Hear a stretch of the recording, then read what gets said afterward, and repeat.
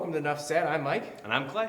Let's talk about some movies. We got a really interesting slate, kind of almost like a normal slate of movies this month. I mean, like, there's a biopic, a sequel, a musical, and animated film. So, There you go. I mean, that's like pretty standard for us, really. Yeah.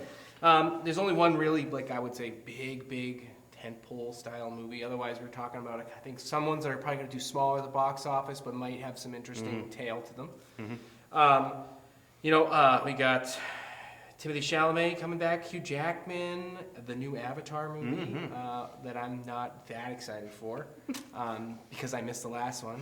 But I'll probably see both of them eventually. Anyway, let's jump right into it. Let's do it. We'll talk about our first movie here, which is the new Timothy Chalamet movie, Marty Supreme. Take a look at it. I have a purpose. Okay. Let me ask you something. Do you make money at this little table tennis thing? Not yet. Do you have a job? No. Backhand, forehand. How do you live? Well, I live with the confidence if I believe in myself, the money will follow. And what do you plan to do if this whole dream of yours doesn't work That out? doesn't even enter my consciousness. Maybe it should. There's no turning back. Everything in my life's falling apart, but I'm gonna figure it out. Do you need any help? I could help you. You want to go hustling again? Put your money where your mouth is. 176, 177, 178. The mouse is back, baby. Yeah. Welcome to your life. Mari, I can't support your mother for the You're not gonna have to, because I'm gonna step up. Step up I'm gonna how? step up in a way you can't even imagine. Marty, I'm gonna make you an offer. I gotta do it completely on my own. It's every man for himself where I come from. That's just how I grew up. Hey, what are you doing? I don't think you understand the stakes here. You find that funny? I get nervous laughter sometimes. My eyes broke, or is that mouse, baby? Thank you so much. You're my pop. We believe in you. Hey, I'll rip that unibrow right off his forehead. You wanna get physical? Like an ape? Come on, he's right here. Come on. Have you ever thought about what you're doing to me? Give us our money. When they do, I'll be right behind you. Everybody wants to. And it's only a matter of time before I'm staring at you from the cover of a Wheaties box. You think it's that simple? Yeah, I do. Everybody wants to. Oh, this is my part. This is my part.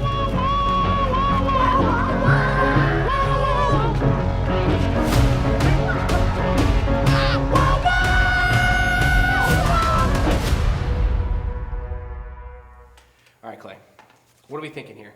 Ping pong movie. Well, I mean, it has potential here. They don't really do ping pong movies. The only examples I can think of is the zany off-the-wall comedy Balls of Fury that came out a few years ago, and then a segment of Forrest Gump. This movie looks like it's leaning more towards the Forrest Gump side of things here. But Is it Forrest Gump 2? Maybe. I mean, there was a book version of Forrest Gump too. Yeah. I never got, so maybe. Yeah. But part of me just thought I'm wondering if we're kind of being tricked here, bamboozled, where this is actually really a parody comedy of those, inspirational sports Interesting movies. thought, yeah. But I'm not sure because I kind of do want to see this. It looks good. Yeah. Just because it looks funny. My only comment would be that I don't think Gwyneth Paltrow does comedies.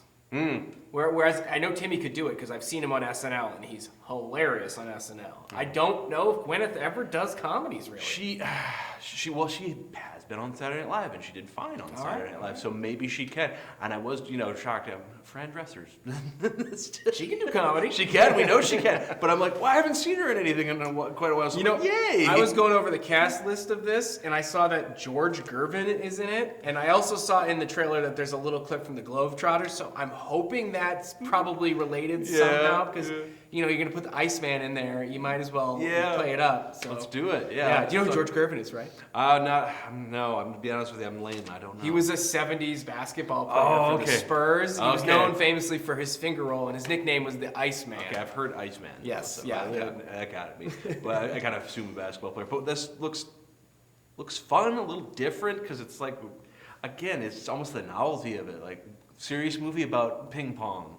Okay. It's a 2.5-hour movie about. Wow. Well, then it's probably not a comedy. It's very rare for them to go that long. But I mean, it looks like we're gonna get. The characters seem to be aware that this is something that's not taken seriously. Directed by Josh Safdie. Who, it's Safdie. He's one of the Safdies. So I have no idea what to expect. It'll probably be decent. Yeah, they're hot right now. They are. Those Safdies, they're hot right now. Yeah, they are. So So they're getting all the work. Yeah, this will probably be a pretty beloved film. I think a lot of people are going to end up liking it, being surprised by it, actually. Timmy is a big draw right now, too. He is, too. So that's another reason why people might... I did notice that he was doing his best to make him uglify himself to some extent. I would be the first person to jump on young stars being too, full of themselves, but I really do like him. Yeah. I think he does a great job in everything I've seen him in. Yeah, he's fantastic. Yeah. He seems to know what he should be doing in his different roles. And Yes. he's not going for the easy route with a lot of his. Did you see the Henry the Fifth movie that he was in? No, I didn't see that one. Oh, with I think it was on Netflix with Joel Egerton and cool. Robert Pattinson. Oh, that sounds great. If you've never seen it, go watch it. It's great. I was blown away because it's a retelling of the Shakespeare story, but it's not a Shakespearean drama. It's more modern in its style. Okay. Nice. It tells the Battle of Agincourt and all that, just like you would expect from the story, but it's very good. And in particular, Joel Egerton as Falstaff is amazing. That sounds good. Yeah. So that's probably one of the stronger films we got to check out here. Yeah. But there is a couple other ones here that I'm kind of mildly interested in myself. Yeah. I mean, I honestly, I put this list together and I thought, I'd probably see all these movies. Yeah, I mean, eventually. Maybe not right away, but I'll probably see them all eventually. Mm-hmm. So we want to talk about the next one here? Let's do it. Let's take a look at it. We're going to see the trailer for Song Sung Blue with Hugh Jackman. I'm pretty excited about this one, actually.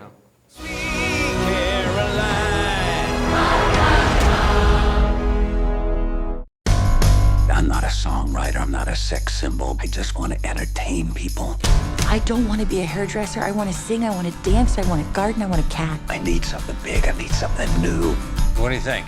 You don't want to be a Neil Diamond impersonator. You want to be a Neil Diamond interpreter. I was looking for the right way to say it, and you just came right out and said it. Tell your mama, girl, we can't stay long. We should call ourselves Lightning and Thunder. We got things we gotta catch up on. So you be lightning and I be thunder. Yeah. You.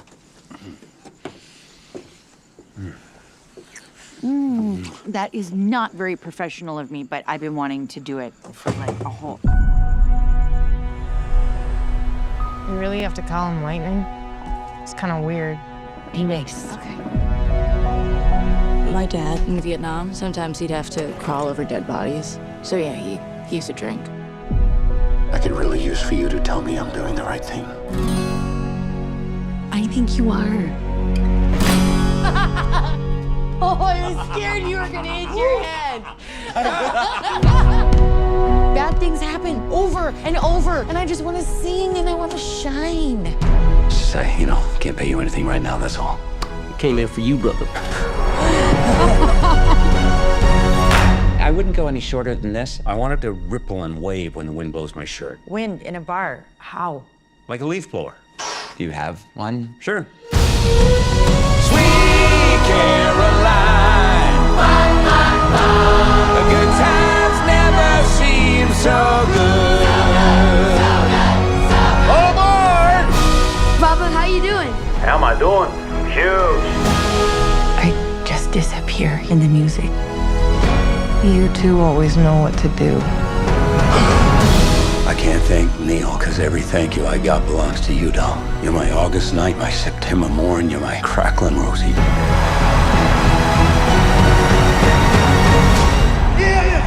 lightning and thunder.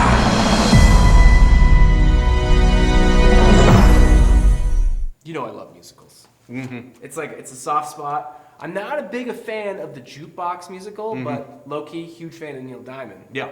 So That'd be I'm a doubling definite. down on this one. This one I think I'm probably the most jazzed about, Yeah. which is weird because it's a, you know. Well, I'm pretty jazzed about this one too because it's doing something that kind of brilliant in a weird way. Because we've talked about this before, very recently, in fact, about how we got the music biopics are Yes. huge and they Yeah. happen all the time. Technically, that's what this is too, but it's not a Neil Diamond No. biopic. It's about the Neil Diamond interpreter, as they put Yes, in here, person. interpreter who is doing it, and it's a biopic about that his relationship with this woman who they met. They became a team together. Yes. And that's different. I haven't Very it's a different different take. idea. So that's another way to like really show our love for Neil Diamond music. But it's not specifically about Neil Yes. Diamond. It's about how his music brought so many people together and helped and healed these people. And it's like, man, that's kind of could be over the top, over a little saccharine, but it looks like it's going to be fun. You know? Anybody, you know, that enjoys Neil Diamond, I think will enjoy this movie, which should be all of us, Yes. all right? Yes, it should be. Neil Diamond is great. Neil Diamond is fantastic. He's, you know, I would argue he's underrated. We need I to get. agree. There's and the funny thing is, there's been a couple other movies over the years and shows I've seen that have really taken all Neil Diamond's music and just been like, we gotta run it through it all. One of the first ones I was thinking of Saving Silverman. I was thinking of That Saving one, Silverman, too. Silverman, and they made a really strong argument for his music being great in that Yeah. movie. But that's not even the only one. Like, I don't know if you saw, it was the Netflix series Midnight Mass a few years ago. I did not see that one. They use a lot of Neil Oh, Diamond really? music throughout it, but it's people playing it on the records too and stuff. They play a lot of his music, and it's really like the whole song through in like montages. Yeah. And it works very well there, and it's really moving in a different way because that's a horror series. Yeah, I but would say still, that's it still definitely works. off key for what I was thinking It for still that. Yeah, works, all right. and I was kind of surprised to hear it, but I was glad it was there. So. I mean, we got Kate Hudson, Hugh Jackman, pretty interesting cast. I think Hugh is always great. The movies that he's in are not always great. He has this unfortunate habit of, I think, picking weaker films than his talent. And to say that to Hugh Jackman, I think is sad because I think he's great. He's always great, but I don't always love everything he's in because the films themselves don't elevate to his level. I get it. He's in such a strange career because in some sense his career started by being the big action film as Wolverine and all those. But then the thing is, he's kind of trained as a singer in musicals and all this other kind of stuff, and he can do it. He clearly wants to do that, and that's what he's doing here. He's really embracing the musical Which side. it looks like it's going to work. I think it will. And I've been a big fan of Les Mis, and you know everyone always dumps on Les Mis, but I think that is a great movie, and Hugh Jackman is incredible in it, and you know. I want to see him do well at the things he enjoys doing. Yeah. So like I'm for him doing more musicals. Yeah. It's just they don't always land with me. Like So, I didn't love The Greatest Showman. Yeah. This movie, I think it could do quite well here, and I think I will probably like it. The only thing that's kind of getting to me is like I'm kind of wondering where the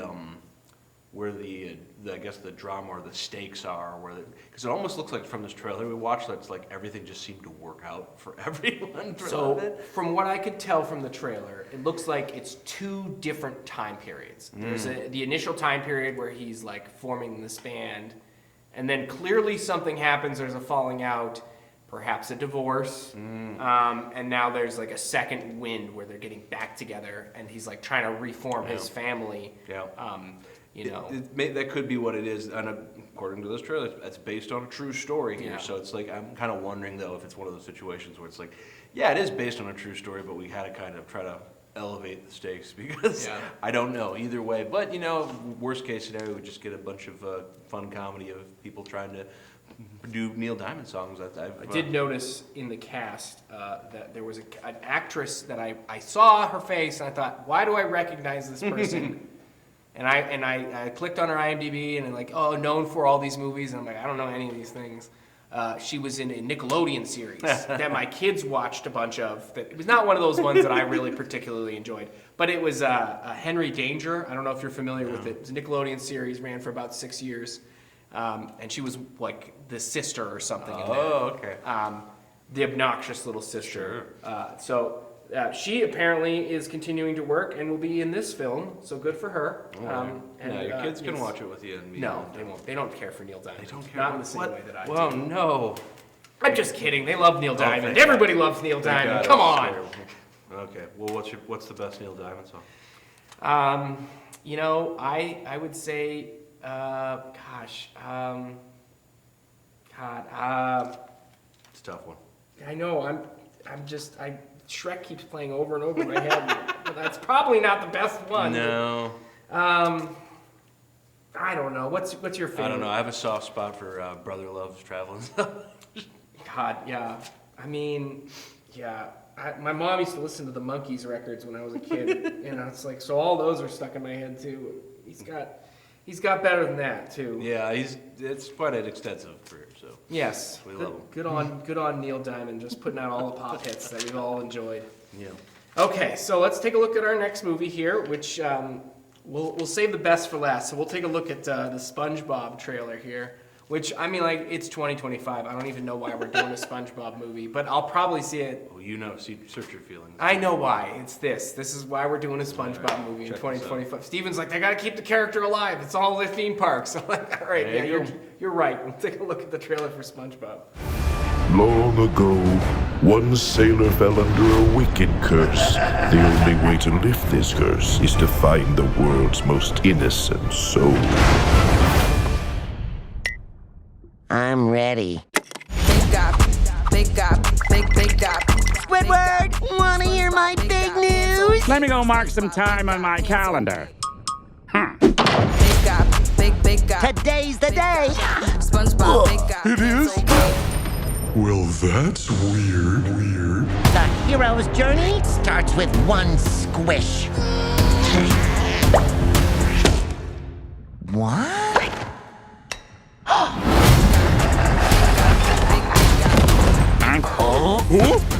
The Flying Dutchman? The most pants-wettingly scariest ghost to ever roam the high seas? Oh, my lucky brick. Permission to come aboard, sir! Me too? Only if you put on some pants.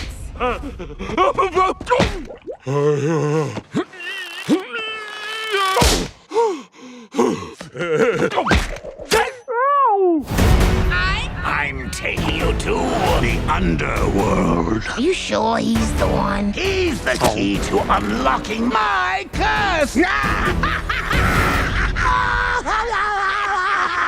What are we laughing about? SpongeBob's in danger. We gotta go save him. Not bad. The entrance to the underworld is in the most horrible place imaginable. Bikini Bottom High. Ew. Nice ride. Losers. Don't make me call security. I thought you were a big guy. I am. I mean, I am. you dropped your lucky brick. I don't have a lucky brick. Dodge! I know I can do this. My intestines. Peekaboo! Hair doo doo. What is happening? The SpongeBob movie. Search for SquarePants. See it in 3D. SpongeBob, big guy, pants okay. SpongeBob, Only in theaters December 19th. Andre's back there giving it a thumbs down. I know. Were you? I mean, like, what? You were like, he's a kid. He's probably too old for SpongeBob. Was SpongeBob firmly in your demographic? I was a little bit too old for him technically, but I do know a lot of people I graduated from high school with were big fans of him. I didn't have cable, so that's the thing. Well, yeah, and the thing is, I was like, I know I thought I was too old for this SpongeBob. What is this? Yeah. But then I forgot the other demographic. This is. Yeah, the young children like him, but then there was also the people my age who kind of like, for lack of a better word, watched him ironically. It's like, this is so silly and over the top and really, and that's what they got into. Yeah. I never had cable, so I was a broadcast television kid. So I was watching like, The Simpsons and. Yeah, I was kind of that way for a while too. I mean, I think by the time he first hit, Nickelodeon, I did have the cable then, but I still. It was just, I was like, I don't know, this seems like it's aiming for too young of an audience, It's bright color was my thought process. But that's kind of the thing. That's why it's back now, because those young kids... They have kids now. Exactly. Yep. The kids who did grow up with us, they have their children now, and those children are watching it. It was like firmly popular in my age bracket. And like, I've got 7 kids, so like, yeah, if I had watched this show as a kid, I probably would like to share it with them, but like, again, broadcast television kid. I didn't have cable till I was 17, and I wasn't watching SpongeBob. I was watching MTV and other things like that. And I don't even know what iteration of SpongeBob there is. This isn't the first SpongeBob movie. We've had other ones. Yes. I think this is like the third one, I think, that they've done. And I don't know, like, because I think the first one was just the traditional 2D animation for the most part. And then is it even really a sequel though? Because there's not like there's a. I don't know. I don't think it is. That's the thing. Is it's almost like Scooby-Doo, and then it's just this versions of a new adaptation of Scooby-Doo. Although, and I'm not even sure if it's the same voice actors for a lot of it. I think it is. I heard Clancy Brown, so it sounded like the original one, but I can't be 100% certain.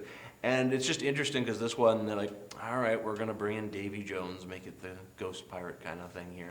He's been in it before, so like he's a recurring character, I think. Okay. I'm pretty sure Davy Jones I don't know if he is. Correct me if I'm wrong, audience, because I don't actually know. I don't know myself. But I mean, the thing is, watching this, it's like, I was struck by like, yeah, this is a good classic kids comedy thing. I laughed at a few jokes. I laughed jokes, but then it also is doing the thing where it's like, we gotta throw some jokes in for the adults who have watched this thing, you know, so it can't all be just kids stuff.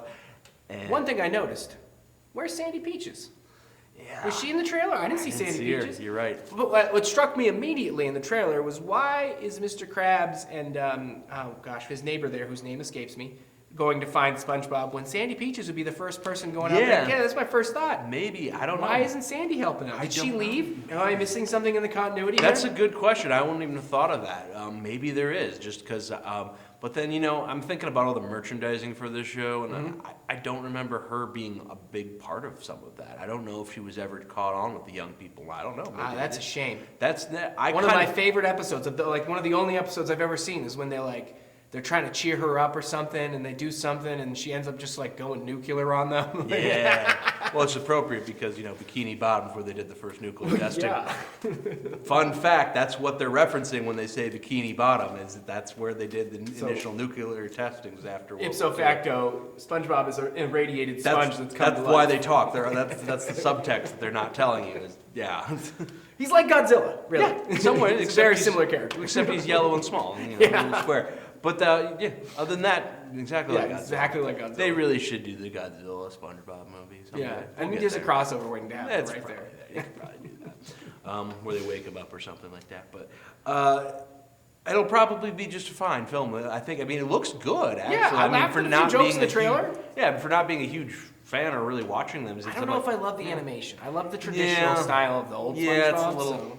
Although it's not that far removed from the traditional style, it looks fairly updated to some extent. Like they just kind of did a little adjustment here. The one thing that was kind of making me think about is, in some ways, it was kind of reminding me of we had earlier in this year. We had the Porky Pig Daffy Duck movie about the day the Earth blew up, which is a pretty good film. And it's like, wait, this kind of, it's not Warner Brothers, it's not the Looney Tunes, but they're much younger cartoon series, but it's almost like a return to that to some extent. Yeah. Like we need more of these animated films here that are, I mean, granted, it's against the 3D kind of animation, but instead of the traditional 2D.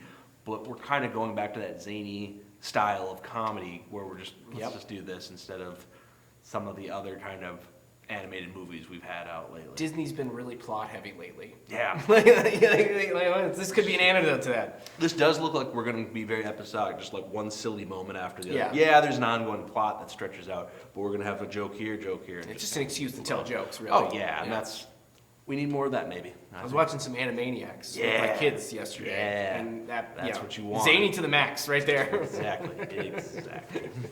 All right, so we'll digress from that, and then we'll proceed on to what I think is probably the most important film we're going to talk about in terms of just the sheer scale of it. Avatar, Fire and Ash. Let's take a look at the trailer for the latest James Cameron film here.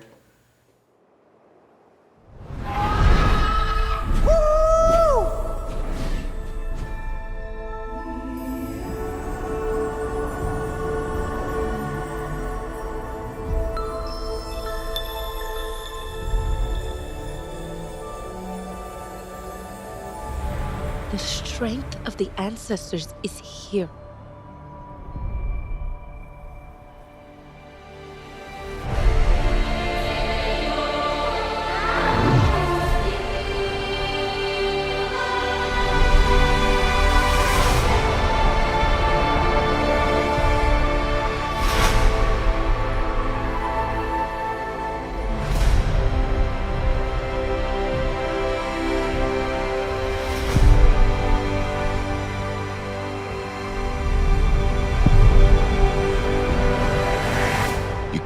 Live like this, baby. In hate.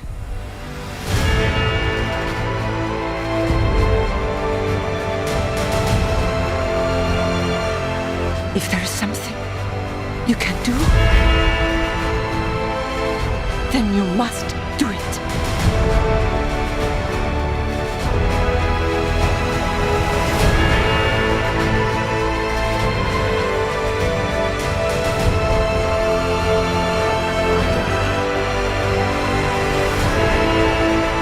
Children! No, Spider! And we will find another way.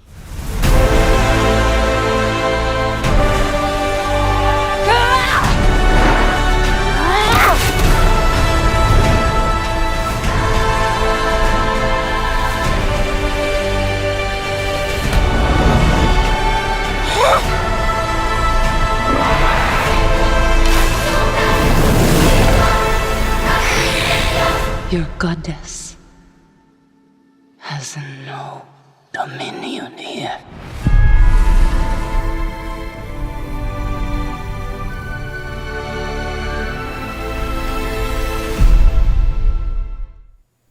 So we were talking before this segment here. You've never seen Avatar. No. You know, that blows my mind because everyone saw Avatar. Yeah. Were you in a hole or like hiding at Kind of. You know, one of the things that, and this is, I don't know how this happened, but when Avatar came out in 2009, winter 2000, December 2009 specifically, all these Avatar movies came out in December, I didn't know what they were talking about. When the movie was like, what is this? There was like a McDonald's or Burger King toy thing. I'm like, I don't know what this is. What is Avatar? They did a South Park episode parodying Avatar, and I didn't get the joke. I was like, what are they referencing? And everyone's like, Clay, it's Avatar. Like, literally the only person who didn't. I didn't know what they were talking about. Part of the problem is, I know at the time I was in college and probably just wasn't watching the televisions where they could put the commercials on. So, and also I do think that first movie was kind of I think it was aiming for maybe a slightly younger audience too. So I just wasn't seeing the trailers for the films. I mean, I wasn't terribly excited to go see it. I was in college as well at the time. Obviously, I was a film major, so I had my fingers all up on the pulse of all movies at that time. So I knew what it was, and I knew James Cameron was attached, and that's all I need to hear. So I was like, all right, I'll go see this. This guy did Terminator 2, and you know, I'm all in on it. Let's take a look at it. And I loved it. Yeah. It was interesting though because it was really the first big usage of 3D filmmaking. Yes. Yep. In terms of like as a mass market appeal thing. And after that, obviously, we got a decade of just 3D after 3D. Everywhere. And it didn't always work. Nope. Now, we were discussing earlier that there was I said there was only 2 films I saw where 3D worked in it. Yeah, and you said the same. Two different movies. 2 different films. Yes. But it was weird because you said 2, and like I was thinking the same thing.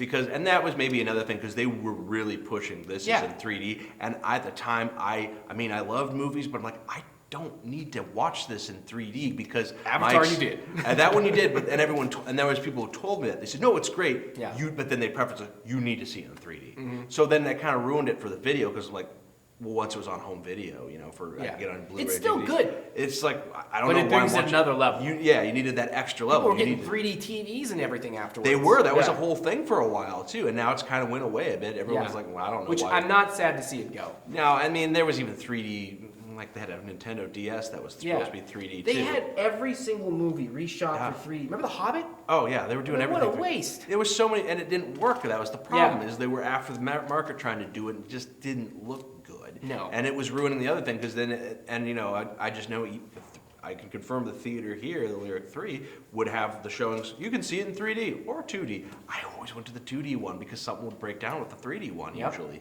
and that hurt it. And the thing is, I would intentionally avoid seeing 3D films. I still do to some extent. I didn't. I always wanted to see if it added anything to it. And, you know, I did avoid it sometimes for movies I was certain it wasn't going to help. But, I went out of my way to see Gravity in 3D, and I'm so glad I did. Yeah, and that might be because... That's funny, because you mentioned that one of the movies I think it did work in, and that I really liked the 3D effect, was 2015's The Martian, another space movie. Yep. And I think that's why it gave you this depth of field here. So it really felt like they're in space, they're moving objects, and it really put you in there. So I think that was a benefit when you're doing a movie like that. Like with Avatar, the scale and the majesty of the movie, it just leaps off the screen in 3D. I mean, because it was a rare instance where you saw a sci-fi movie with just a beautifully realized world, and to see that coming off the screen at you felt like amazing. Yeah. Well, one of the things I always hear about praise about James Cameron, and one of the things that it cannot be understated, he is one of the better action directors of all time. Absolutely. And the reason why he's so good at directing action movies is because he understands location, location, location. He can tell the story. He's explaining it. It's not these rough edit cuts where they jumble or anything. You know what's going on, and the camera, it's really easy to follow and understand what's going on because he knows how to move the camera and stuff. And I remember this one critic was just showing a shot from Terminator 2 with a chase sequence where they're trying to escape the mental hospital, and the whole chase sequence, it's a very long extended one that starts in a hallway, and they're running down the hallway, right? They get into an elevator, and they're all running the direction. They keep showing the direction to show where everyone is in relationship. Then they get into the elevator. The elevator's going down. So where does the camera movement go? The camera movement down. And they show that. Then they get out of it. They're running the opposite way out of the elevator. The camera follows the opposite way. And then at one point they get into a car that's driving backwards. They have to put it in reverse. And the car spins around. What does the camera do? The camera spins with it so that we're following it. It makes it so clear. You don't notice it, but it makes it so easy to follow. And it makes it scarier because you know how close he is and how fast that evil Terminator is. So it's like, no, you need to be going faster than this now. All shot with back projection and little tricks. Now imagine that in a fully rendered 3D world with that level of attention to detail. And another thing he did, and I haven't seen the Avatar films, but they explain Cameron does this really smart thing because it's all a made-up CGI world for the most part. He doesn't do impossible stuff with the camera. He keeps the camera in a place so it's not moving super fast. And it adds the realism. It makes it look like the camera's actually in a real functioning world and it's moving by the laws of gravity, how a camera would And actually a lot move. of films don't understand that nowadays. They have the camera as this omniscient narrator, and it's just zipping around, and it really breaks the immersion, especially in some action sequences where they'll have the camera do these impossible things like going through the cabin of the truck and coming back out the other side and wrapping around and trying to do the Matrix stuff, and it looks so silly. Your brain realizes that doesn't realistically happen, but not in the Avatar films.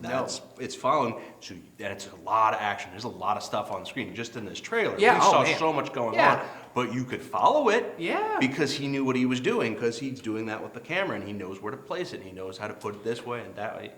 I won't see this one in theaters because I haven't seen the second one yet, and I need to see the second one, but it's like 3.5 hours long, and my kids watched it without me, those little buggers, and it's hard to sit down for 3.5 hours when you're a dad without at least having 2 or 3 kids to be like, oh no, this is my excuse, honey, Oh boy. Well, maybe you can convince them to watch it with you one more time. I know. I really do want to see this in theaters, so we'll see how that goes.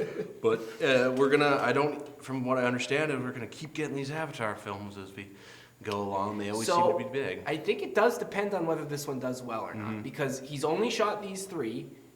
He's getting up there in age, and I suspect that if this one doesn't do well, he'll just write the novels and be done with it. Yeah. Because that's what he said a couple weeks ago. He said, hey, if this doesn't cash in, and means people don't want to see it, and I'll just write my novels and I'll be done with it. Which, if he wants to end the story that way, more power to him. I'd prefer he does it on screen, as that was his started intention.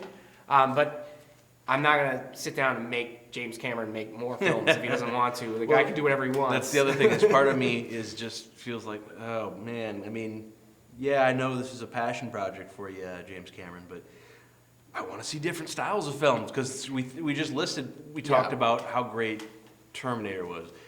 True Lies is pretty darn good, and of course he did Titanic. Yeah, it should be noted that James Cameron, the highest grossing film of all time, is his Avatar film. Yep.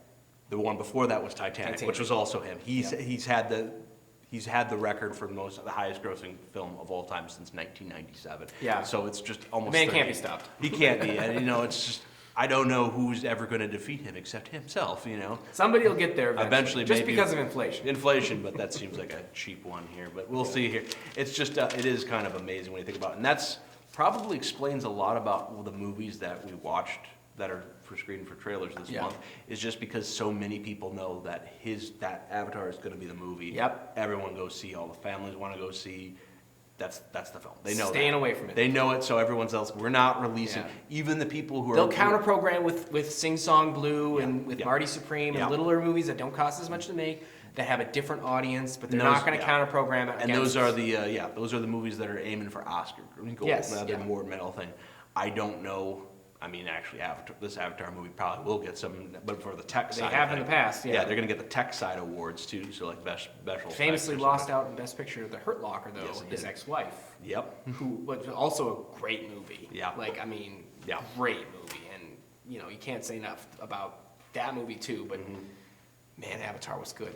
And also, I always like to remind people that the other movie another Best Picture movie from that year. District 9. Of course, yeah. District 9. Yeah, incredible movie. Yeah. That was a great year. Yeah, it was a great year for films. And and that was the year they also decided up the Best Picture nominees, the number of ones we got. We got 10. And that was we've kind of always been hovering around that ever since. That number. And it's gonna be exciting here, and that'll be what our next conversation will probably have to be about which films are gonna. Yeah. We're getting into awards season. How many awards is Sinners gonna win? A lot, probably, because they just released the Golden Globe nominations. Got a ton. Sinners got a bunch. Pretty much anything that Sinners could be nominated Which for. Is crazy because it got released in March? April film. Yeah, I mean that's a ton of tail to have. Yeah, no, and it stuck to it. And I've already seen the Golden Globe nominations. I think this Avatar movie did get one so far, but it was the box office kind of late. one. Yeah, kind of late for the Golden Globe. It should be noted, Song Sung Blue.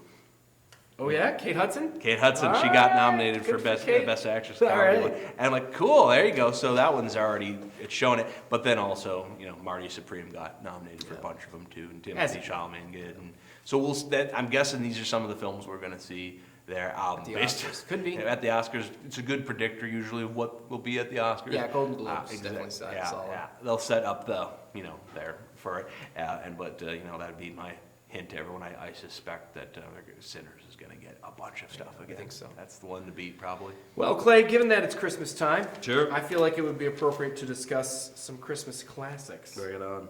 So, real briefly, what is maybe your 3 favorite Christmas movies? 3 favorite. Well, I'm going to go... I can say that the one I go back to and probably is my favorite right now. It's Home Alone, actually. Home Alone. Right. Home Alone is the first film I ever saw in movie theaters. Wow.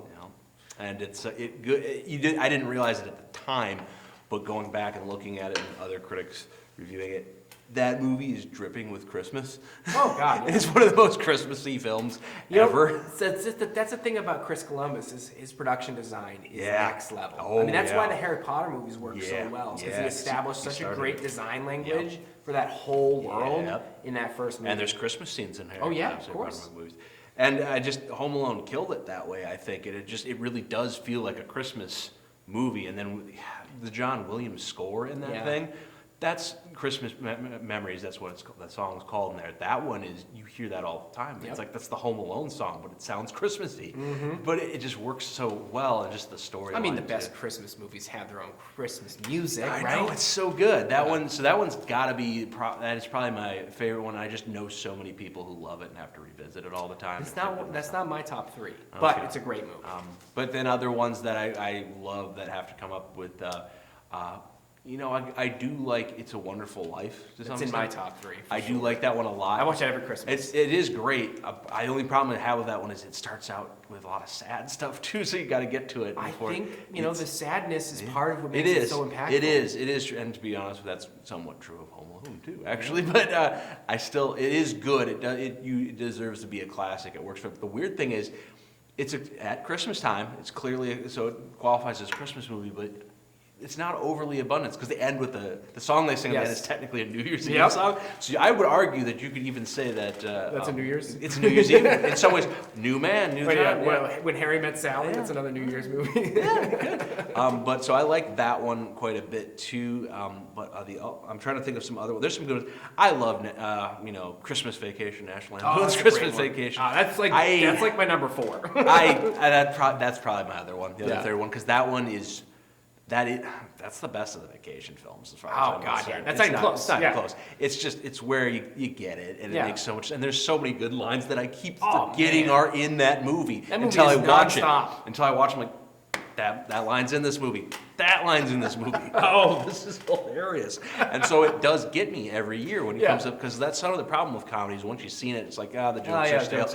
No, I don't know. For some reason, the ones in this one stick with you. But there's also this kind of fun Christmas nostalgia to it in that movie too that really, really works too and makes you feel, okay, I get it. It's like, I get why this is. We've all had that house full of in-laws. Well, yeah, I know, but there's moments, but then that's a good movie where there's just different moments where it's like, okay. The squirrel attack and the tree and you can almost, ice shooting through the window. Exactly. I think that's another reason it makes it good. You can almost put that movie on at any moment in the franchise and just like, oh, it's this moment. Okay, I'm going to sit down. Okay, I might be miss the first 10 minutes. That's okay. I'm caught up. We're good. Let's watch the rest of this. And the only other movie, again, a Christmas movie that kind of reminds me of that would, A Christmas Story with Ralphie. Yes, that's another classic. But and that has a similar kind of vein to it, because again, it's kind of a nostalgic thing, a guy narrating it actually. But those are probably some among the May favorite ones. There's a bunch of other ones that I like that are more tenuous. I was just reminded of how much I do enjoy Batman Returns. Yeah, that one's not really. I mean, it is a Christmas movie though. It does end with like Die Hard though. Well, that's the thing, is I think Batman Returns is more of a Christmas movie than Die Hard, and because the end, Batman Returns ends with Alfred saying to Batman, "Merry Christmas, Mr. Wayne," and he says, "Merry Christmas, Alfred, and goodwill to man and women," because he's thinking of Catwoman too. And I love, because it's the last shot of that movie is the bat signal with snow falling down, and Batman has adopted a cute, adorable cat, and it's like, I like it. It kind of works, in a weird way. I'm a big fan of the Jim Carrey's The Grinch. That one's one of my favorites. I watch that every year with the kids, and it's just like, it's so funny to me. Every couple seconds you get a great joke, and Jim Carrey's so over the top, and you can tell he was really pushing his limits in that one. Some of those lines, when he's arguing with himself in the cave, I will never not think the moment where the cave says he's an idiot is not funny. It's so funny. I'm an idiot. You're an idiot. It's just so funny. It's a good one. So that's one of your top 3s? Absolutely. What else? It's a Wonderful Life, obviously. We discussed that already. And the third one would be Jingle All the Way. I grew up loving Arnold Schwarzenegger, and my dad, we'd watch that movie every year. And when I was 6 years old, my Uncle Jim bought me a Turbo Man doll. They have those, actually. It was an actual Turbo Man doll that said all the same things from the movie. He'd push a little button on his chest, and he'd say, "It's turbo time." So I loved that movie so much. And my mom is from Minnesota, so we'd come to Minneapolis every summer. So I knew all the locations, and I loved it when I was a kid. It's important to note that is a mini Minnesota set movie, so it makes sense. Yeah, so Jingle All the Way, The Grinch, with Jim Carrey specifically, and It's a Wonderful Life. Those are my 3 favorites. Okay, so then It's a Wonderful Life, Christmas Vacation, and Home Alone. All great choices. Yeah, they're great. All right, well, that's it for our December edition of NUFS Said. From the New Ulm Film Society, I'm Mike. And I'm Clay. Go see a movie.